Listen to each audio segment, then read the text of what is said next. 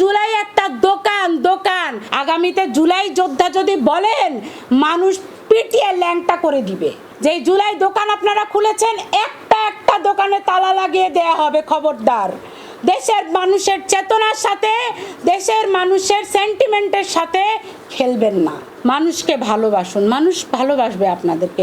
মানুষ আপনাদেরকে অনেক ভালোবেসেছিল, এখন মানুষ আপনাদেরকে ঘৃণা করে। আগামীতে জুলাই যোদ্ধা যদি বলেন মানুষ পিটিয়ে ল্যাংটা করে দিবে, এই পরিচয় দিতে যাবেন না। অতএব বলছি যে আরও মামলা করতে চান করেন, কি হবে ফলশ্রুতিতে? আমরা হয়তো কয়েক মাস জেলের ভাত খাবো, কিন্তু রাষ্ট্রদ্রোহিতার কারণে, রাষ্ট্রের বিরুদ্ধে থাকার কারণে একদিন আপনাদের ফাঁসি হবে, একটা তথাকথিত নেতার ফাঁসি হবে।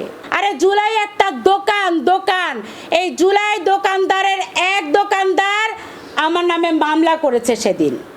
সেই দোকানদার যারা জুলাইয়ের চেতনা বিক্রি করে খায়, সেই দোকানদারের যে এজাহারের যখন প্রথম যে লাইন, সেই লাইনে লিখেছে যে জুলাইতে নাকি 1400-রও বেশি শহীদ হয়েছে, অথচ সরকারি গেজেটে জুলাই শহীদের সংখ্যা হচ্ছে 834 জন।